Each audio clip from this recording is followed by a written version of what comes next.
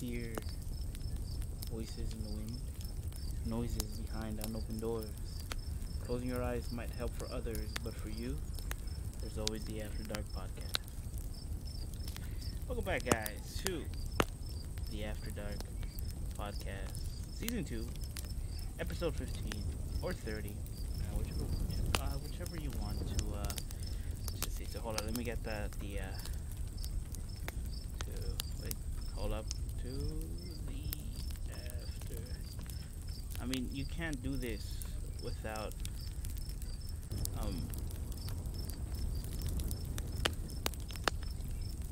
But yeah, I can't type without how would you put it? Without going live, you know. So I do apologize for that. But so welcome back to episode 30, or 30 for all of you. Episode 15, season 2. Let me see. How are you guys? Hopefully you guys are doing alright. Hold on, give me 1 second.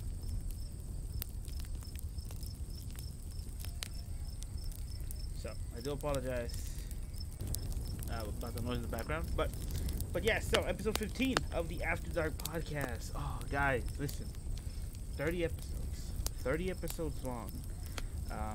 First and foremost, I do want to thank you all. And my dog sees something in the kitchen. She still does.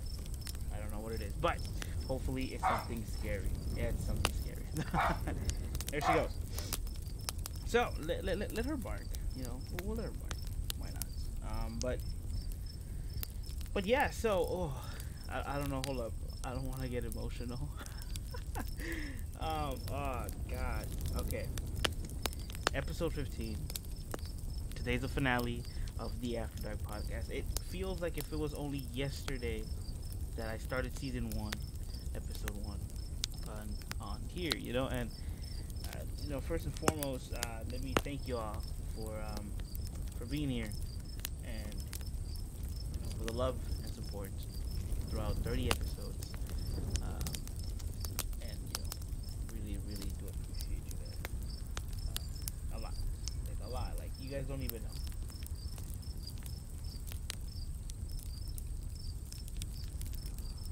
You guys don't even know. But yeah, so 30 episodes, 30 days, non-stop, reading you guys some horror stories so you guys can go to bed tonight and, have pleasant dreams. Okay, so let's kick off this last episode of the After Dark podcast with a little bit of tea. Hold up, can you guys hear it? There we go. Today's tea flavor is actually green tea, and it's pretty good tea. So, but yeah, so yesterday we were just reading some stories, and today we are going to be reading stories as well, and from the same website, because I grew fond of this website. I grew fond of it, and one more time before we begin, thank you guys so much for 30 wonderful episodes, 2 seasons, 30 episodes. It just means a lot to me. So thank you from the bottom of my haunted heart, from my undead heart. Thank you very much. Now, here we go. So this first thing here is called Story Ideas. Scary story ideas and plots with a twist in the end. Make a good story, but it's yet having. Okay, here we go. We're not gonna read the synopsis because we're never too good to be reading synopsises here. But here we go. The first story is called The Green Rat, and these are short stories. So here we go. 3 men stayed overnight in a haunted house on a dare. If they managed to stay all night, they would win money. In one of the rooms, there was a creepy painting of a green rat with a ball and a chain in one of the legs. The men thought they were really tough and chose to stay in separate rooms. During the night, 2 of the men were horrifically killed, and their skulls were found in the room with the large disturbing picture of the green rat.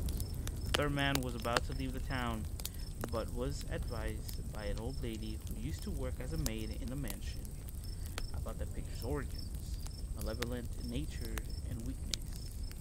Advised and equipped, he kills the giant rat that has emerged from the picture, burns the mansion down, and departs. Okay, I mean this pretty much sounded like a D&D scenario. You know, like you roll a dice and you see. You know, I want to play some D&D. I really do. Dungeons and Dragons. I mean, I know what it is. It's a board game, right? But I would like to read it. I mean, play it. So yeah, the rat, huh?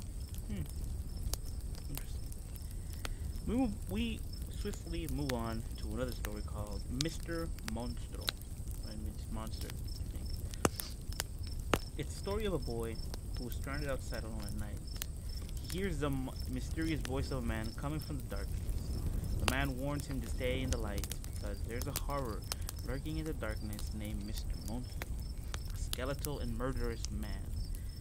The story frightens the boy who can't easily continue without leaving the patch of light he's standing in, so the man tries to comfort the boy and offers to rescue him through the darkness. The boy is about to accept when he spots the man's outstretched skeletal hand. Before the boy can even object, the man starts protesting too much, claiming that he's not Mr. Monstro, just the unfortunate victim of a fire. What?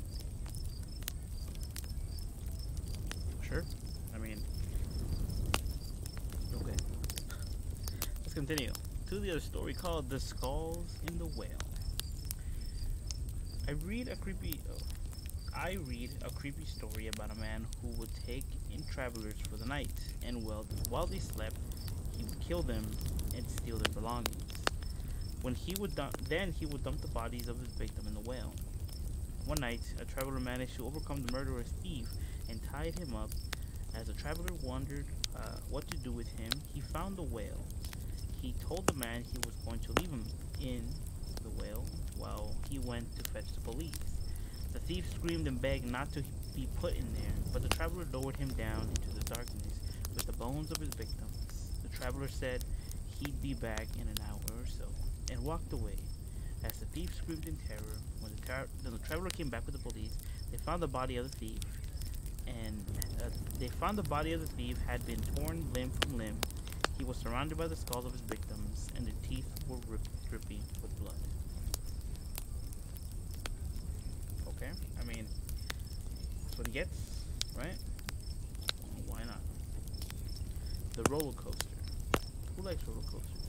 I mean, I remember being in one a long time ago. I remember being in a. Okay, so before reading the roller coaster, let's end today's episode with personal stories, right? But I don't think these are horror. But when I was a kid, this happened when I was like around like 8 or 9 years old, I believe. My mom took me to a carnival, and in the carnival there was a big, and I mean big, Ferris wheel. And I told her if I could go in there, so she goes like, yeah, you know. So she and I think my aunt went together, like they sat together. So it was like a seat for 2 people, and she saw something in the kitchen again. Anyways, she will defend us tonight. So, but yeah, so she sat with my aunt, I believe, and I was gonna sit alone, but there was this girl, right? I can't remember her face, but all I could remember from her was that she had like really, really long hair. Like I'm talking about like to the waist hair, you know. And I was like, wow. At the time, when I was a kid, you know, I didn't like to cut my hair either, so I had pretty long hair too. So yeah, so we both sat in the Ferris wheel, right? And everything was going great. You know, the view was amazing. You know, I was sitting right next to a girl. Yeah, you know, wow. But yeah, so anyways, before I get sidetracked, so yeah, so everything was amazing. You know, the view was amazing. I can still remember it was like turning dark, and like everything was like lighting, like the whole carnival was lighting up, and then I could see like as far as my eyes can take me. You know, I could see that. But then all of a sudden, I hear screaming right next to me, and of course it was a girl.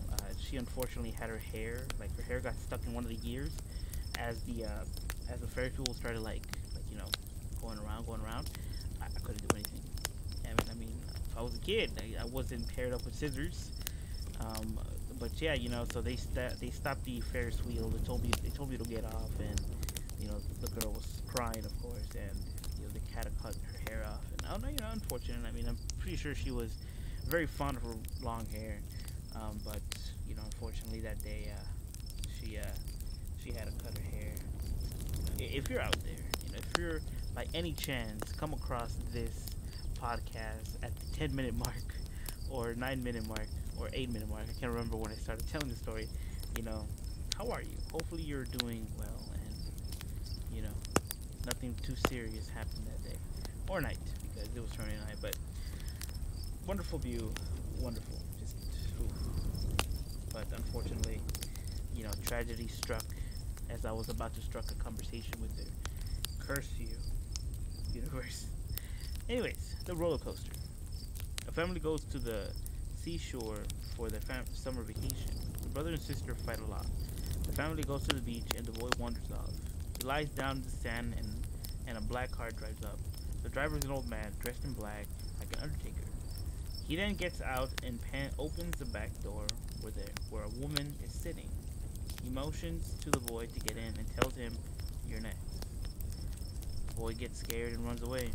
But when he gets back to where his family was, he realizes that he left the beach. Oh, they left the beach.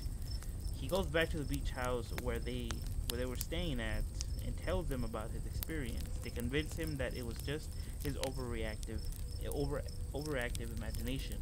Later that night, they go to a nearby amusement park. The brother and sister are excited to ride the old-fashioned wooden roller coaster, but the parents are concerned about their safety. When the two kids reach the front of the line, the attendant turns out to be the old man the boy saw on the beach earlier. He then holds the door to a roller coaster open for them and says, "You're next," just like he did before. Sitting in the car behind them is the woman he saw in the back seat. The boy grabs his sister's hand and drags her away. As they run, they hear the sound of a roller coaster collapsing behind them. Wow. I mean, oof, right?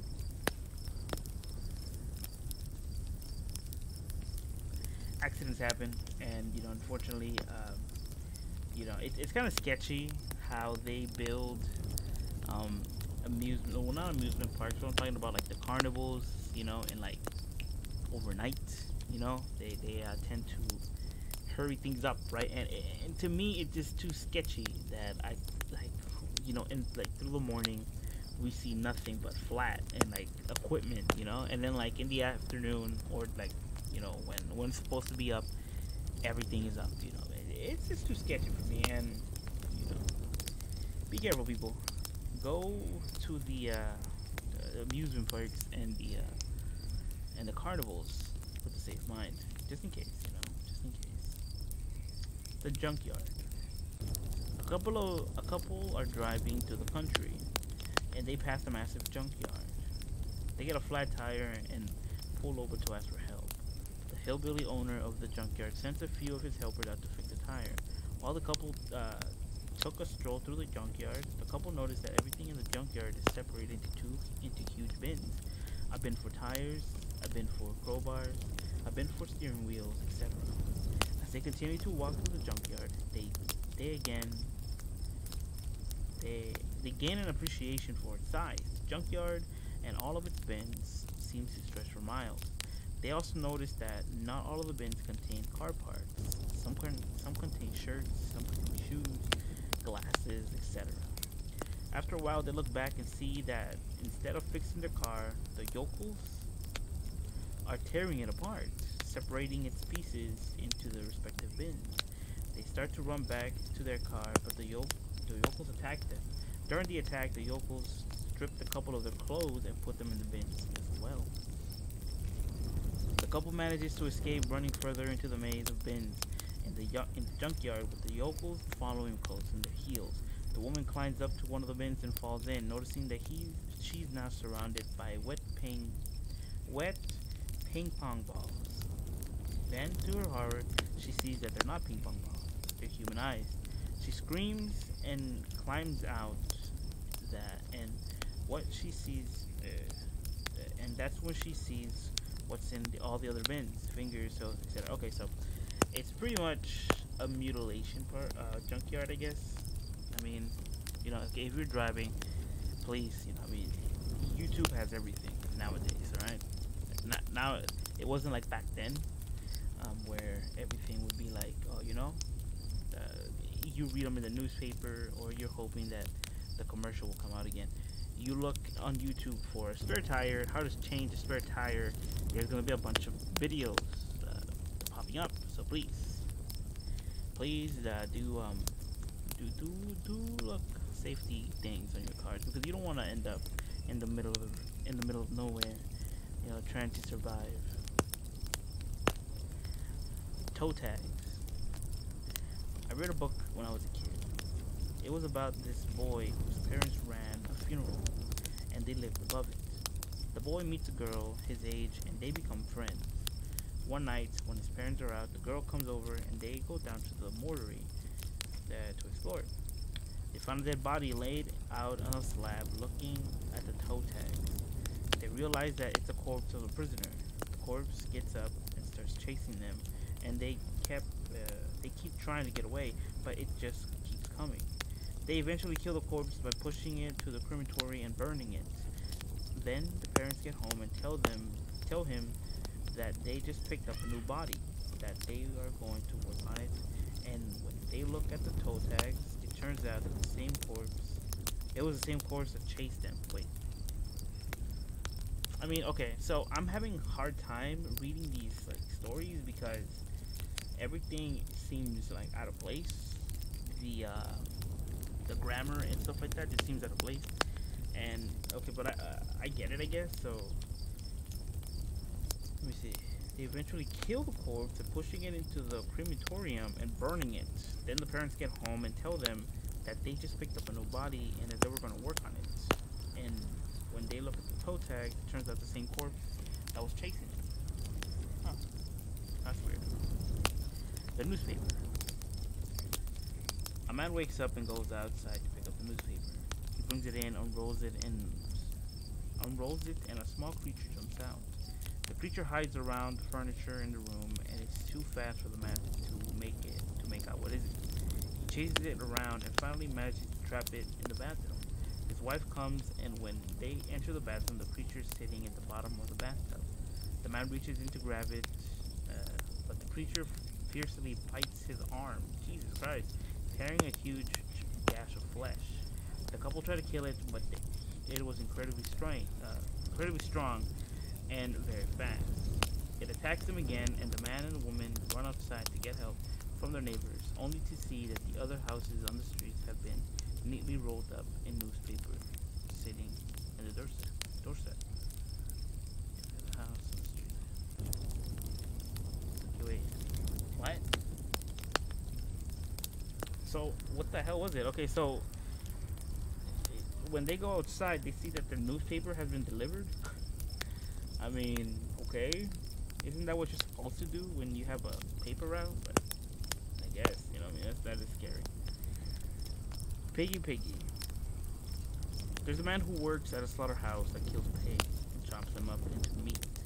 The story ends with him going to pick up more pigs, but then it is revealed that he was driving a school bus full of kids to the slaughterhouse.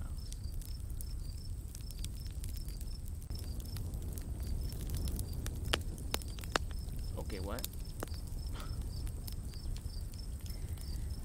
How many more? Jesus Christ, there's a lot. There's a lot of short stories here. So, just like me, a boy is hanging out in the mountains. Suddenly, he sees something in the distance. It's a hunched, slow-moving figure coming in his direction. He looks at it with both binoculars and realizes it's actually some sort of creature, but it looks exactly like him, except it is all bloody and its limbs are in at an odd angle. The creature chases him, getting slowly closer and closer. Eventually, the boy has no choice but to jump off the cliff. He survives the fall, but ends up looking like the creature that was chasing him. So, he pretty much saw his own future, right? Huh. Apple seeds. Three people arrived at a man's house one night. Looking for shelter, they seemed nervous and upset, and one of them seems ill. One of them, a woman, explains that they were camping or hiking, and they came upon an apple tree. They ate the fruit, but the apple had seeds that were very small and soft and white, and close to the skin of the apple instead of the core. So they didn't realize they were swallowing the seeds. The woman said that she's afraid they're turning into trees because of eating the fruit. The man finds it ridiculous, but it still lets them stay over the night. In the middle of the night, there's a commotion, and one of the group members disappears. The woman claims he's a tree now, but the man doesn't believe her, even though there's a tree in his property he can't recall being there before. The woman asks him to kiss her to comfort her, and he does. Okay. Later, she disappears as well, and the man finds another tree in the garden and grows more and more uneasy. When he kisses her, he trembles. He remembers feeling her lips, something into his mouth. Wait. When he kissed her, he remembers feeling her lips, feeling her slip something in her mouth. She slipped one of the seeds in his mouth, and now he's doomed to turn into a tree as well. That's messed up. That is horrifying. I mean, wow. If you hate somebody, don't turn them into a tree. Damn it. Yeah, I don't know. Wow.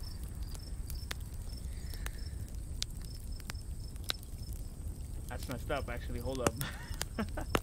Let's continue. The neighbors. A man lives alone in his apartment. A married couple moves in next door, and he can hear them through the walls.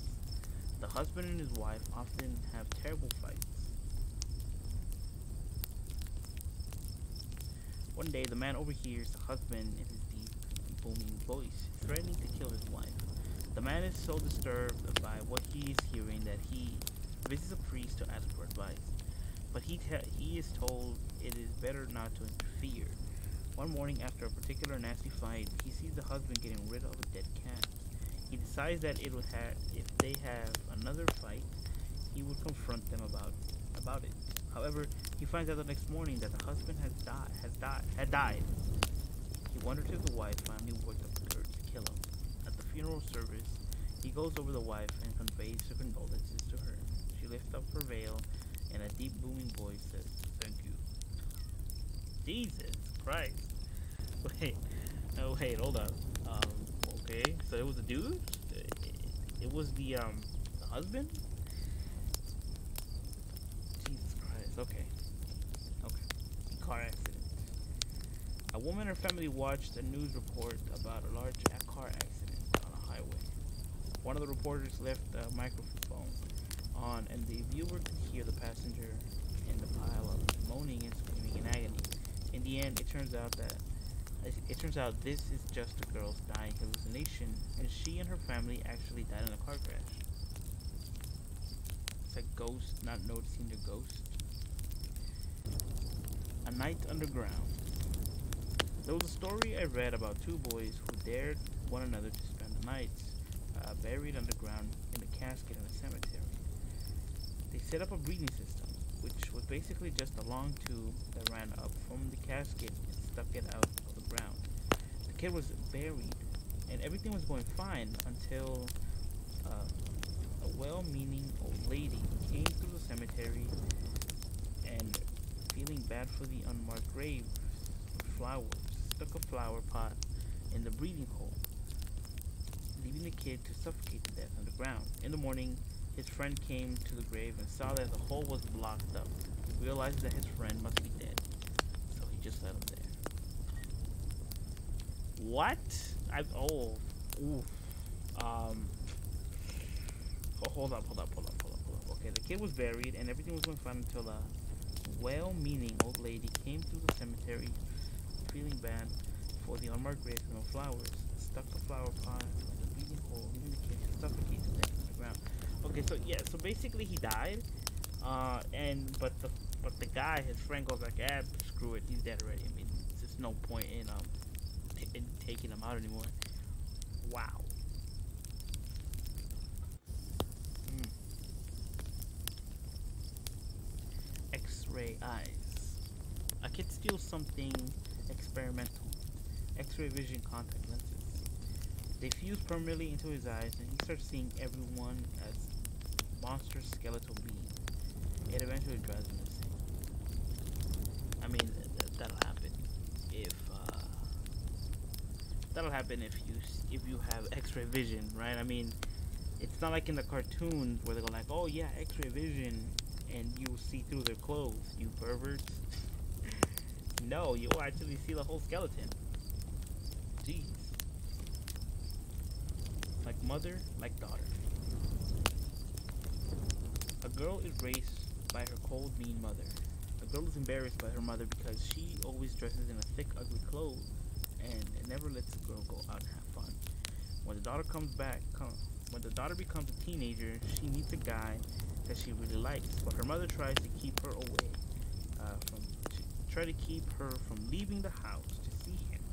One day, the girl gets a headache and gets worse and worse. The girl touches the back of her head and realizes that she can see her hand, and her eye, and an eye was growing in the back of her head. The mother, who has been quietly watching all this, happens.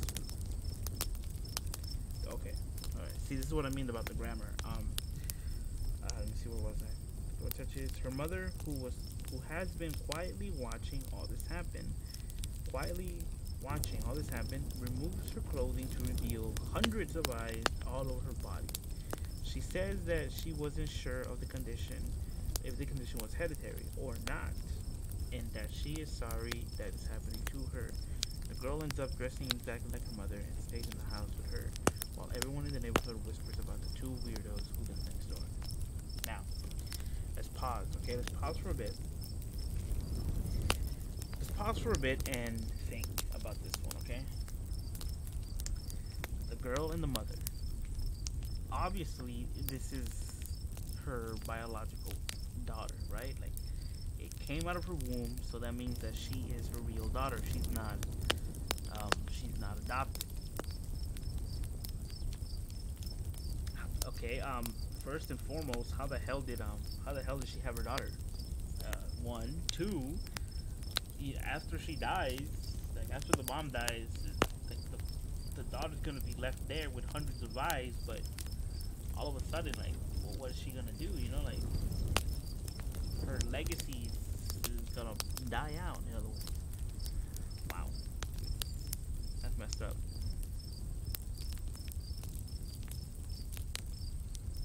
Meat, like as in like the meat. A boy's parents die and he is in the care of his aunt. She hates him and hates spending money. And so she walls him up in the basement and feeds him vegetables. She feeds him through a gap in the brick. Over time, he regresses to the point where he is feral, more animal than boy, and he keeps pleading for meat. In the end, he escapes Louisiana and runs off to terrorize the countryside. Oof. The teleporter. A guy invents a teleporting machine. He successfully teleports a pot of flour. The son uses it without permission. Okay, here it is again. He successfully teleports a pot of flour. Then his son uses it without permission, but the leftover seeds from the plant fuse with his skin. Plants start sprouting all over the body. Wow, that's interesting. This one's interesting too. It's called The School on the Edge of Hell.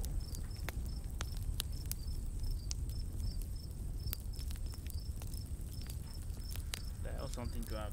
I just heard something drop and I don't see anything. Maybe because it said the school at the edge of hell? A married couple were driving home from some sort of conference by car. They had to stop in the middle of the forest because something was wrong with the car, of course. Um, when they went to search for help along the road, they met a boy who kept his head covered with a hood all the time, so they couldn't see his face. He led them into the forest and into an old abandoned building. It turns out to have once. Okay, it turns out that it has been once a school for boys, and all the boys had died because none of them had made the pact with the devil. This one boy's body is still in the basement of the building, and the couple have to push it to hell to escape. What? Okay, that was the last one because all of these are really, really confusing. Um, sure, push your body to hell just so you can survive. Oof. Let's see. Let's read this one. It's called The Attic Door. Let's see. Mother. Okay, so apparently this story was inspired by parts of an old poem by Robert Frost called The Witch of Coo. That's interesting. There's something in the attic that my mother won't talk about. The attic door is nailed shut, and headboard of mother's bed is pushed up against it. Sometimes I hear in the night banging at the door, waiting to be let out, and it wants to get back to the cellar where it comes from. But mother will never let it. It left the cellar 12 years ago. I was just a baby then. It carried itself up the stairs, clacking like a pile of dishes. Up one flight from the cellar to the kitchen, up another from the kitchen to the bedroom. Then into the attic. It walked right past father and mother, and neither of them dared to stop it.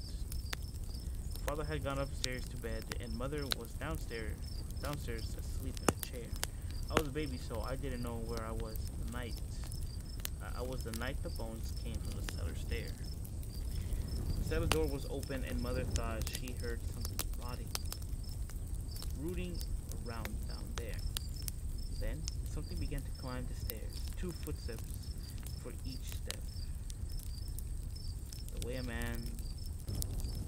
man with one leg and a clutch came up. I do apologize for that. I always keep getting, interrupted. But here we go. The cellar door was open, and mother thought she heard. Okay, no, where is it? Okay. Mother grabbed the knob and flung the door wide. It was the bone. It came at her with one hand overstretched. The mother fell back on the floor, shouting to my father, it's coming. The mother ran to the stairs and shouted, shut the bedroom door, for God's sake. Then she ran upstairs, and I could hear her shrieking, I don't see it. It's with us in the room, though. It's the bones. What bones? I heard the father ask. The cellar bones, said the mother, out of the grave. Steps went into the attic. I heard them. My mother slammed the attic door and held the knob. Quick, get some nails, she cried. She made father nail the door shut and pushed the headboard of the bed against it. She said there wasn't anything in the attic that we'd ever want again. If the bones like the attic, they could have it. Mother wanted to be cruel to them because they were cruel once to her. I think they had a grave down the cellar when father was alive. I asked him once whose bones they were. He was sick in bed, and the doctor said he wasn't going to live long. So he said to me the truth for once. They were the bones of a man he killed for mother. A man he killed instead of her. A man who was once married to her. He said the last he could do was dig their grave. I know the story, but it's not for me to tell the truth. Mother doesn't want to end the lie. We've kept it up all these years between ourselves, ever since father died. Late at night, when I'm laying in bed and I hear a banging in the attic door, I call out to my mother and ask, "What's the banging?" And mother replies, I don't care no banging. And I lie back down and try to sleep and make believe there's something banging in the attic door.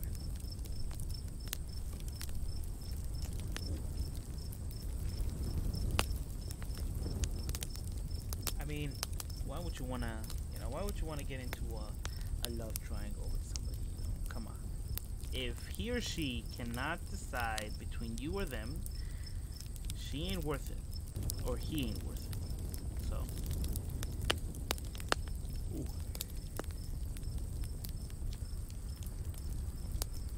That's all I'm saying.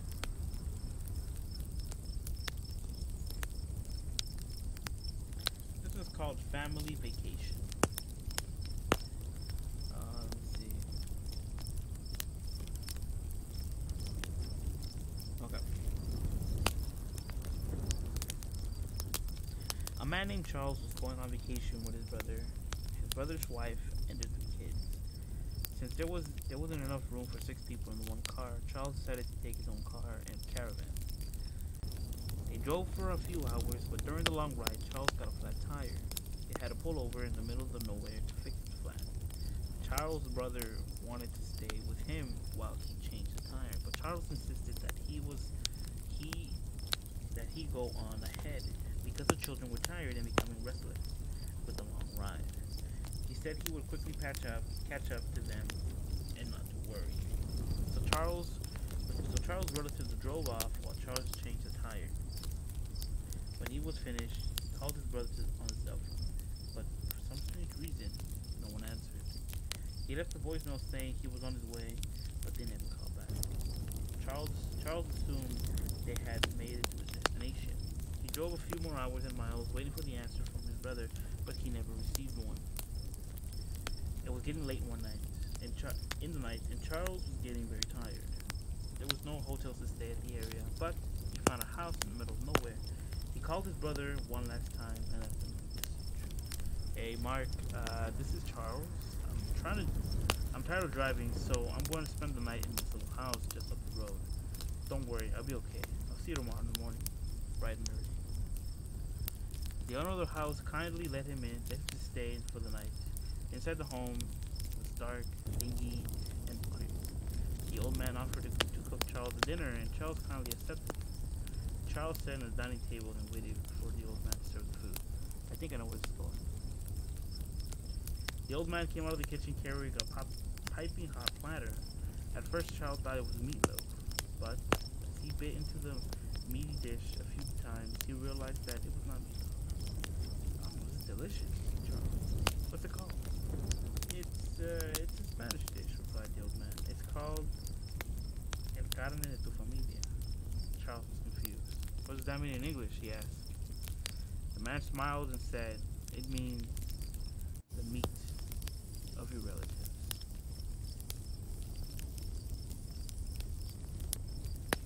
Wow. So, I mean, oof.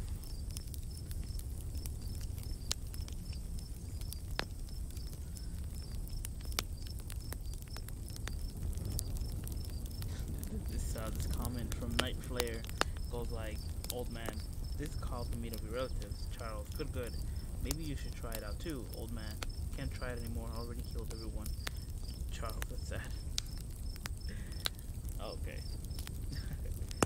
So, let's move on to this story, which a lot of us can relate, and a lot of us can't, because, we're either the only child, or only have brothers, or little sisters. This was called Older Sister.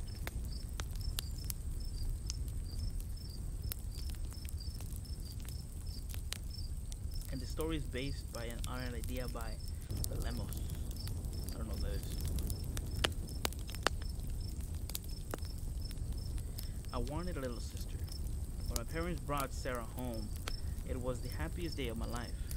She was cute. I couldn't wait to share my toys with her. She slept in my mother and father's room for the first couple days. She cried a lot at first. She cried so loud that sometimes she would keep us all awake at night. I'm surprised the neighbors didn't hear her. Eventually, Daddy made a bedroom for her in the basement. Oh God, that's all I have to read. She made her a room in the basement. He also built a bed for her, which bars so she couldn't get out. Sometimes I would creep down to the basement just to look at her. I see her lying there with her eyes open, just staring at the ceiling. My parents told me not to give her anything sharp in case she hurts herself. I passed her some of my toys though through the bar, but she just threw them away and started crying again. She didn't seem to care for toys too much. I went to school during the week, but Sarah had to stay home. Mommy said she wasn't ready for school yet. When I came home, I would always tell Sarah all the stuff I learned in school that day. I drew a picture of us playing together. I'll never forget the day I came home from school and Sarah was nowhere to be found. Her bed was empty and all her clothes were gone. Mommy was just sitting in the kitchen table, smoking a cigarette. She looked really sad. When I asked her, where was Sarah at?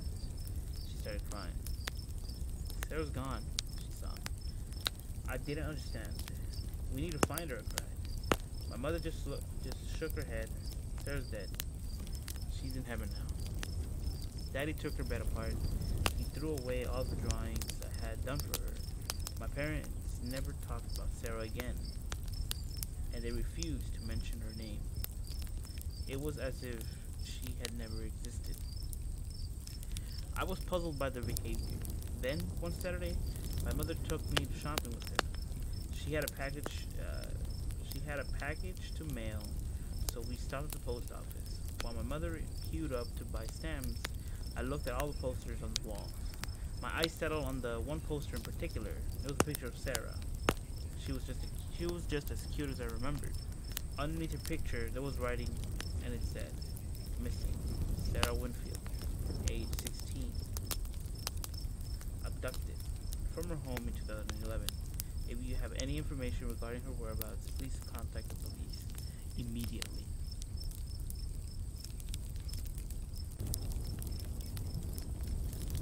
So the parents kidnapped her? Wait, hold up. What?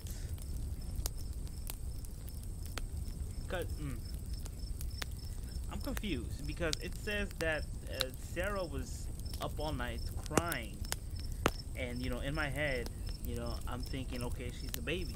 Babies cry, and sometimes all night. But apparently, the poster said 16.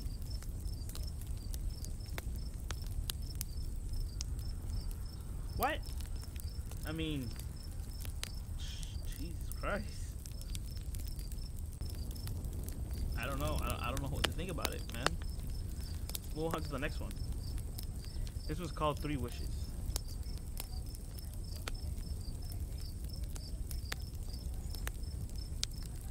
An elderly man was sitting alone at the dark path.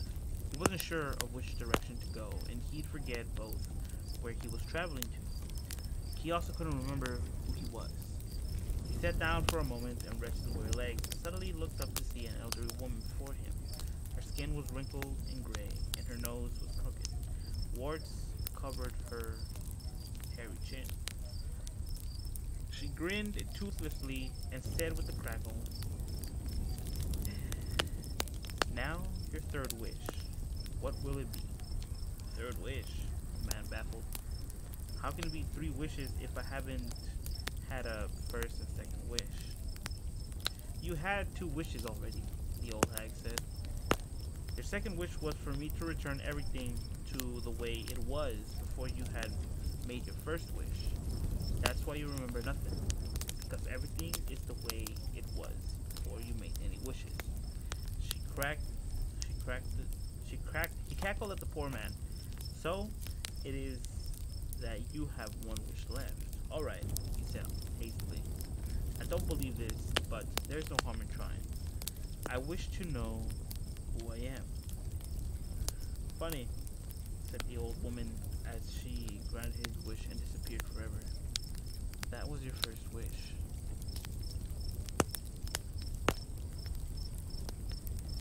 Oof.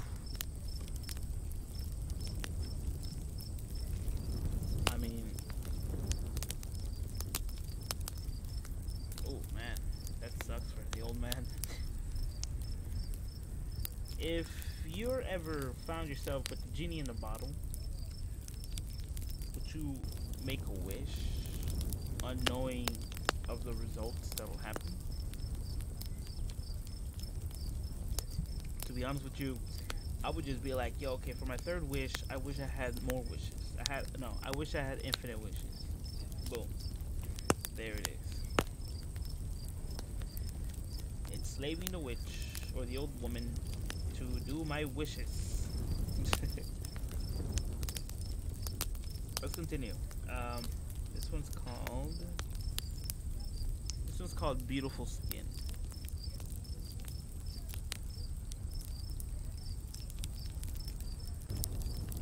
So, this story is based on an old Inuit legend. Look at that. More urban legend. Which is pretty great, This happened far up north, where the nights were long and the days were short, and it snows all year round, and the ice is always thick in the ground. There was a mother and daughter who lived together in a small house in the middle of nowhere. The young girl was very beautiful, and the old man was not. What? They were Inuit people, Eskimos, some people call them, and they lived on ice. During the day, the girl would hunt for seals, and when she caught one, she would bring it back to her mother. The old woman would skin it and gut it, and after she cooked it over fire, they would eat it. At night, when the harsh wind was blowing and the ice was creaking and groaning outside, the old woman would sit and comb her daughter's hair in front of the fire and tell stories about olden times and people long dead. For a long time, they lived happily like this, until one day, a man appeared. One morning in spring, her daughter was out hunting when she saw a tall, dark stranger approaching over the snow. She ran back to the house and told her mother what she'd seen. Together they went out to meet the stranger. He was a young man, and he was tall and handsome. He said he had lost his way in the snow and needed a place to stay before it grew dark. The two women welcomed him into their house, and they set about fixing him a meal. The young man stayed with them longer than expected. Over time, he fell in love with the girl, and she fell in love with him. They decided to get married and live together in a little house with the girl's mother. At night, the old woman would lie awake and listen to them kissing and cuddling in the dark. One day, the girl told her mother that they were going away. She said the young man was going to take her to his village, and they would live together there as man and wife. The old woman didn't say anything. She thought about it. She thought about how it would be to live alone in the house, with the cold wind blowing outside and the ice crackling and groaning all through the dark nights. She wondered how she would find food to cook. One day, when the young man was out hunting, the old woman told her daughter that she wanted to comb her beautiful hair. She said that the girl should look her most beautiful for her husband when he came home. The girl sat cross-legged and on the floor and into the mother's feet. The old woman began to comb her hair. She combed and combed until it shone in the light of the lamp. Then she took the girl's hair and began to twist it around into a long braid. She wound it around the girl's neck and pulled tighter and tighter until she strangled her daughter to death. The old woman took a knife and carefully skinned the girl's face. Oh God, I think I know where this is going. When she was done, she dragged her daughter's body faceless. She bloodied faceless body out to the house and buried her in the snow. Then she mopped the floor and trampled down the red snow and covered up all the traces she had done. When the young man came home, he found his wife in bed waiting for him. The old woman was nowhere to be seen. He climbed into bed with the girl, and they began to kiss. The kisses grew more passionate, and the young man caressed her cheeks. The girl's skin came off on his hand. A look of horror came over the young man's face. He couldn't understand what was going on.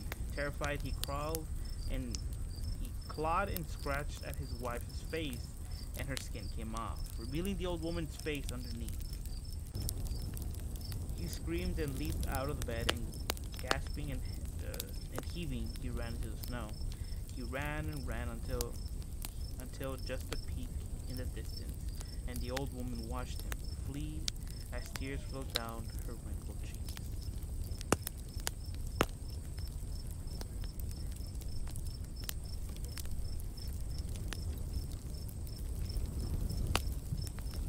Holy Jesus, what the hell, old woman? Oh my god, okay, what? I don't know how to, oof, I just don't know. I just don't know.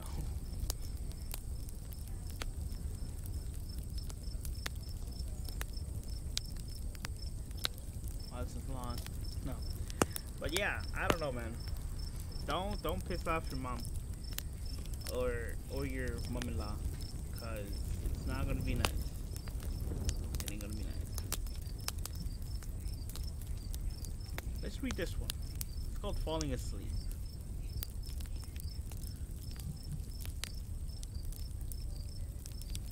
In the dream. Oh wait. Oh no. Sleeping. The very idea of falling asleep terrified her. She could not sleep because she knew only too well that what waited for her in the dream. The horrible recurring dream. In the dream, she always found herself locking in a box. There's no light, and it was just it's too narrow to move. The nightmare always ended with the box shattering, and then the horrible sensation of falling. The first time she had this dream, she woke up so terrified that it took her over an hour before she was able to go back to sleep again. The next night, she had the same dream, and the night after that, and the night after that. Every night, the dream returned to haunt her sleep, and during the day, she left her trembling with fear of what the next night would bring. She tried to talk with her friends and her parents, but she found no solution to her problem. Finally, she kept it to herself. 2 weeks have passed since the nightmares first started. It was 1 o'clock in the morning, and despite her fear, she finally had fallen asleep. Suddenly, she opened her eyes and found herself surrounded by darkness. Once again, she was standing in the narrow box. She couldn't even raise her arms. She waited motionless like a mummy in a sarcophagus. And then, she felt the box shatter in all sides, and the walls of her coffin dropped away as she felt herself falling. She tried desperately to clutch into something, but there was nothing in there. She waited it all to stop. She wanted to discover the secret of this haunting and recurrent nightmare. This time, she had to know what happened in the end of the dream. After the fall, she forced herself to stay asleep. She didn't want to wake up. She forced herself to stay in the dream. The silence was absolute. There was no wind, no air, just the awful sensation of falling that terrified her and turned her stomach. She was panicking, but she resisted waking up. She felt increasingly overcome by nausea, dizziness, and fear. She kept her eyes closed and tried to calm down. Then, gradually, the falling sensation vanished, and slowly her body relaxed. She had the impression of being wrapped in cotton. She felt more calm, almost sleepy, as if she was halfway between sleeping and walking. She woke up lying in her bed. The light was on, and her mother was kneeling beside her bed, tenderly watching her. Her mother's sweet face was lit by the warm glow of the bedside lamp. She felt safe, calm, and rested. She tried to tell her mother what had happened, but she could not move her lips. She tried several times, but they wouldn't budge. Panicked, she tried to move her head, but she couldn't. Then, terrified, she tried to move her arm or leg, but her body remained still. She was completely frozen. She couldn't even move her eyes. Then, when her terror was complete, her mother began falling into pieces and decomposing in front of her. Her skin turned into a dusty parchment and peeled off, revealing the red and oozing flesh beneath. Hundreds of small worms crawled out of her nose and mouth. Her lips gradually broke away and fell off, leaving her jawbone bare. Her eyelids followed and fell off one after the other. She screamed and she wanted to scream. She wanted to cry, but she couldn't do anything but stare in horror at the spectacle of what was in front of her. Her terror reached new heights as her mother's corpse decomposed into a mushy mass of flesh and bone. She felt her whole body go numb. She was freezing cold. Slowly, she felt herself sinking, sinking, sinking, sinking, sinking, until everything turned into darkness and everything disappeared. The next day, her parents found her dead in her bed. She was suffocated during the night. Unbeknownst to her, she was suffering from sleep apnea. Every night while she was asleep, her breathing was slowed down until it finally stopped. The alarm caused by the falling the alarm caused by the falling sensation in her nightmares had always awoken her and prevented her from succumbing to suffocation. But by forcing herself to not wake up, she finally discovered that what lay at the end of the dream. It was death. I mean, what I know about dreams is that if you die in a dream, you die in real life. That's why every time you see yourself in a dream die, you don't really die because you wake up. Like your body just stutters, it just moves. And, it's pretty interesting. Pretty interesting.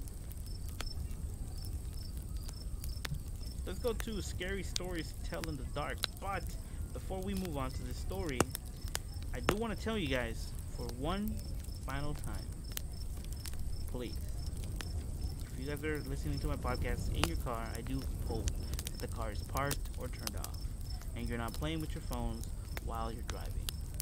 So, put me on speaker, hook me up to the aux cable, and listen to my beautiful voice in the four corners of your car without touching your phone. The podcast runs for about an hour, and why would you wanna play with your phone and not pay attention on the street? So please pay attention to the street and not your phones. We don't want no accidents. We don't want to be causing no one death, and we don't want you guys to get hurt. So please, don't smoke and drive. Don't drink and drive. Don't play with your phones and drive. Just leave your phone alone. Leave the booze alone. Leave the smoking alone. And just pay attention to the road. So please, be safe out there. The story's called Appointment.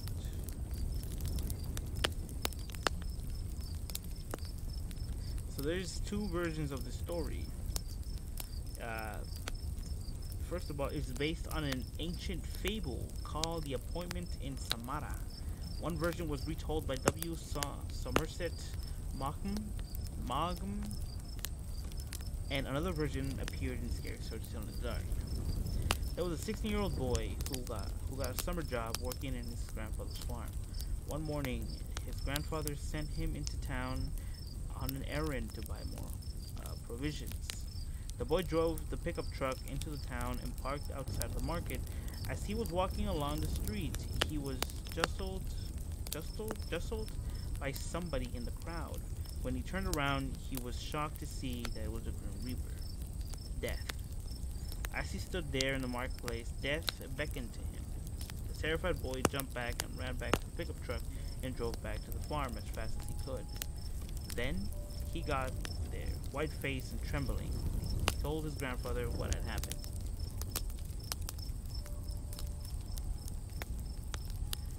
"Let me take the truck," he begged. "I'll go to the city and hide. Death will never be able to find me there. It's the only way to avoid my fate." His grandfather told him that he would have the truck, and the boy floored the accelerator and tore off to high speed. Then he left. The grandfather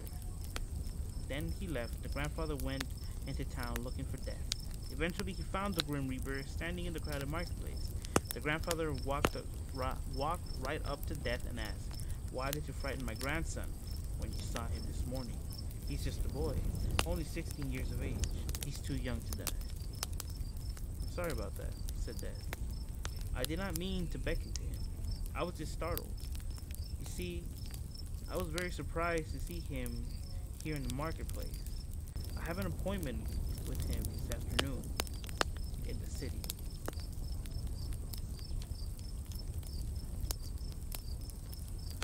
Wow. So the boy dies, 100%, because he's freaked out because he saw death. So if the boy wouldn't have freaked out, he would have been alive. Very interesting. This next one's called Like Cat's Eyes. Okay. It is based on an anecdote told by Augustus Hare in his book The Story of My Life. A version of this tale appeared in Scary Stories. Okay. One night, a man lay dying in his sick bed. His wife left him with the nurse and went to the next room to take a rest. She sat in the dark, staring out the window into the night. Suddenly, the woman saw bright headlights speeding up the driveway in their house. Oh no, she thought. I don't want visitors now. Not now. But it wasn't a car bringing a visitor. It was an old horse with maybe a half dozen strange little men hanging from the side. At least that's what it looked like. He heard the hearse screeched to a stop. The man jumped off and stared up to her, their eyes glowing with a soft yellow light, like cat's eyes. She watched in horror as they disappeared into the house. An instant later, they were back, lifting something into the hearse. Then they drove off at a high speed, heels squealing, sending the gravel in the driveway flying in all directions. At that moment, the nurse came into the room. Her face was pale, and she laid her hand gently on the woman's shoulder and told her that her husband just had died.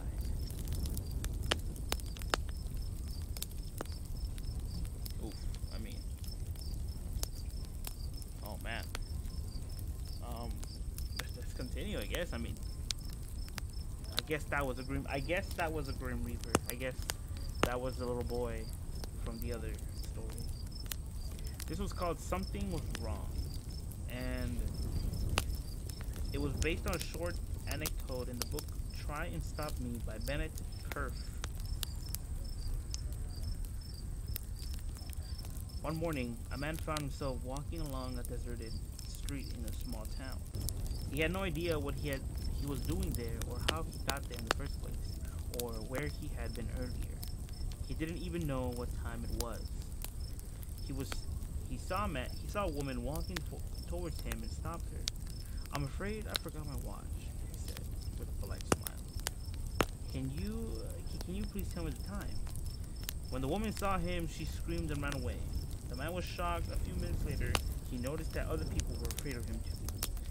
Whenever they saw him coming, they flattened themselves against a building, recoiled in horror, and ran across the street to stay away from him. "There must be something wrong with me," thought the man. "I better go home as soon as possible." He hailed a cab, but the taxi driver laid eyes on him and floored the accelerator and sped off. "This is crazy," the man said to himself. He couldn't figure out what was wrong and had no idea what was going on. All he knew was he was scared and confused. "Maybe my wife can come pick me up," he thought. He found a telephone and called home, expecting to hear his wife's sweet voice. Instead, a strange voice answered. "Is Mrs. Sullivan there?" he asked. "I'm sorry," she said. "She isn't," the voice said. "Her husband died a few days ago in a horrible car crash, and she's attending his funeral."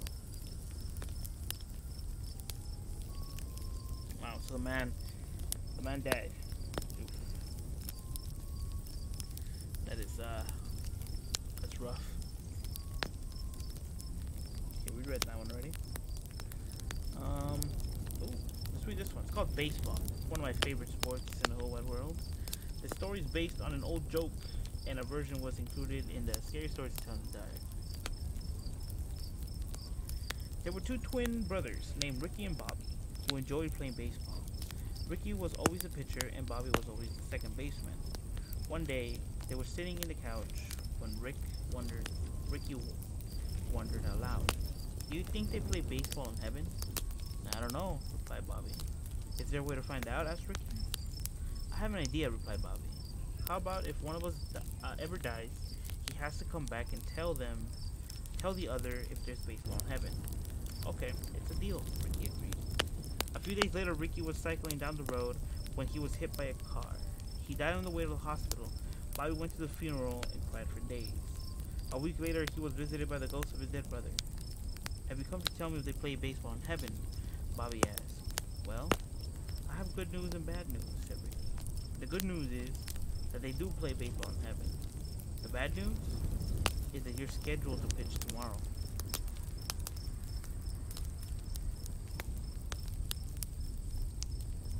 What? Hold up.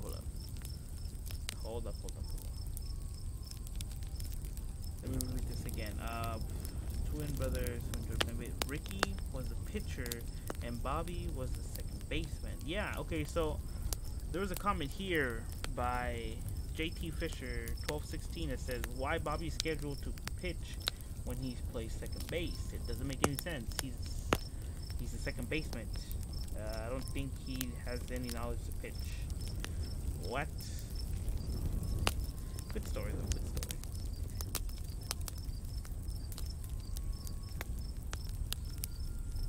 Let's have a read of one more story, shall we? And this is called The Thing. Let's see. It is based on a Nova Scotian folktale in the book Blue Nose Ghosts. There were two young boys named Trevor and Will. They spent most of their summer vacation hanging around town, looking for things to do. One hot August night, the boys were sitting in the fence by the main road. There was a cornfield just across the road. Suddenly, Trevor spotted something in the field. Oh wait, I think we read this one. I think we read this one.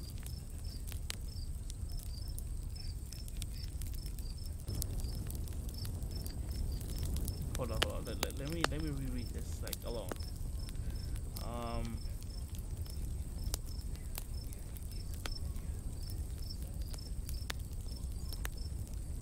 Yeah, I think we read this one. Let's go to another one.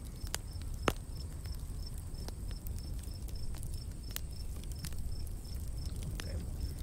Let's go to this one, and this one's called The Old Woman.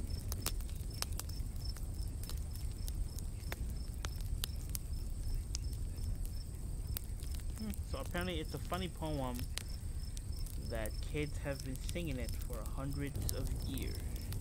Old woman, all skin and bone. There was an old woman, all skin and bone, who lived near the graveyard, all alone. She thought she'd go to church one day to hear the preacher sing and pray.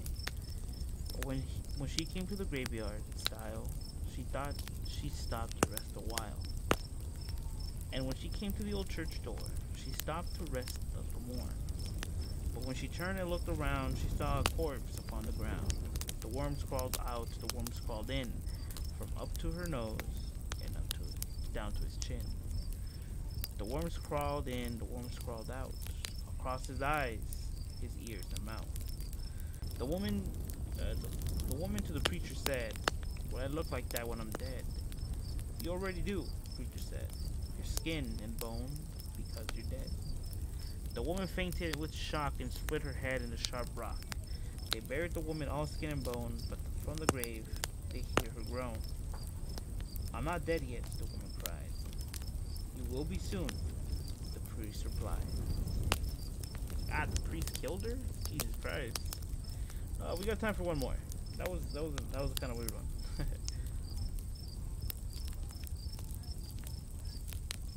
Let's see.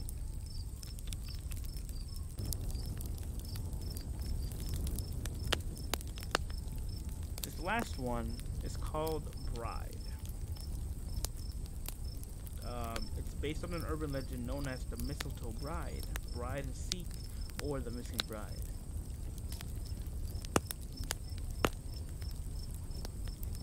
A young couple got married. After the wedding, they held a reception in the bride's grandmother's house. All their family and friends arrived, and they laughed and danced and sang along all to the night. After the wedding reception, the guests decided to play a game of hide and seek. The groom covered his eyes and began counting to 100, while the new bride and the the other guests ran out of the room looking for someone to ride. Eventually, the groom had found everyone except his beautiful wife. The guests had begun calling her name and searched everywhere for the young woman. They began to grow more and more uneasy when they couldn't find her, any trace of her. Eventually, they gave up the search, and everybody assumed that the girl had run away and left her husband. As the weeks went by, the husband accepted that his beautiful bride must have had second thoughts about their marriage. He decided to forget about her and go on with his life. A few years later, a clean lady was dusting the attic when she came across an old trunk. But out of curiosity, she opened it. Inside the trunk, she found a rotten corpse of a young woman, still dressed in a bridal gown. There was a wedding ring on it, on the bony finger. It was the missing bride. She must have been hidden in the trunk and accidentally locked herself inside.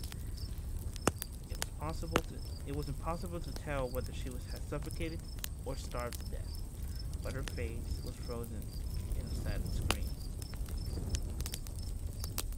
And you know what? Maybe this is like the thing, the story before the other one. Remember about the girl wanting to go to the party, and she found the silk thing, like the silk dress. Maybe. But with that being said, guys, that was the last story that the After Dark podcast will ever tell. So, thank you guys for coming. I really do appreciate it. If you guys want to follow me on Twitter, you can do so. The link is in the description below. Chat, send memes, send pictures, send anything you guys want. I'll see it, I'll read it. We're all friends. Follow me and I'll follow you back. And unfortunately, don't send your horror stories, your scary stories, or your fables or folklore to my Twitter. I mean, you can still do. You can still send them. Like I said, I'll read anything. Send them to me with the hashtag #TheAfterDarkPodcast, and I'll read yours. Personally, I'll read them, and I'll comment on them. But we won't be reading them in the podcast because today is the last day of the podcast. So, if you guys want to follow me on Instagram, you can do so as well. My link is in the description below. I am an artist. I'm a digital artist and a traditional artist, and I normally post every Wednesday, and Saturday from 8 to 9 a.m. California time. But since it is October, I did partake in the Inktober challenge, and today is the second to the last day of it. So, if you guys want to see the whole, my whole ordeal of drawings that I made throughout this whole month, you can do so. They're on my page right now. So go follow me on Instagram too. And like I said, if we hit 250 followers, I'll either make a live stream or a video on me drawing. So whichever way it's easier. I don't think Instagram will let me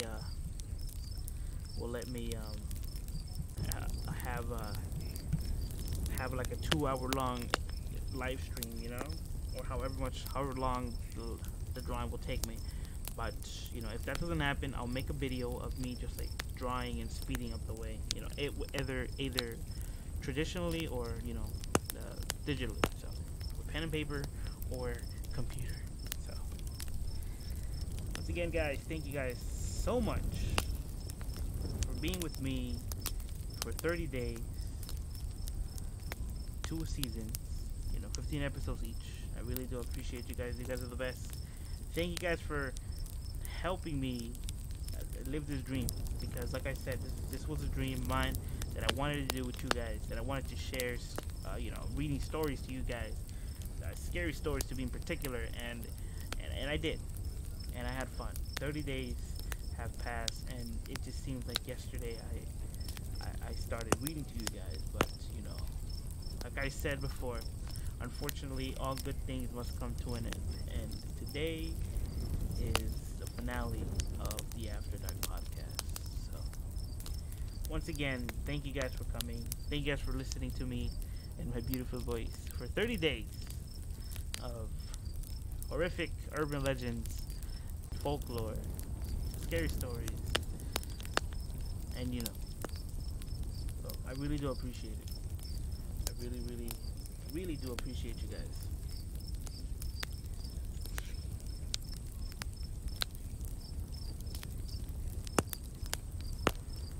So, thank you guys for coming once again.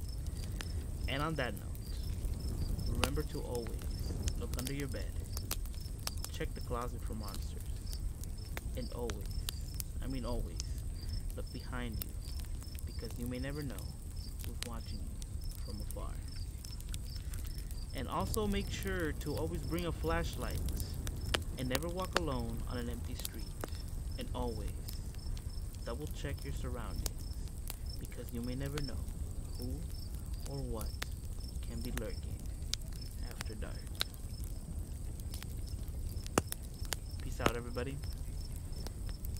Once again, I can't thank you guys enough for 30 days of an awesome podcast, and I had fun.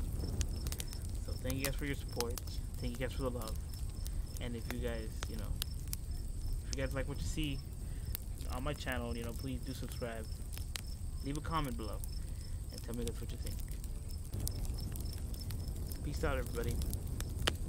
Have a great and safe night. And I'll see you guys after dark, some other time. Peace out, everybody.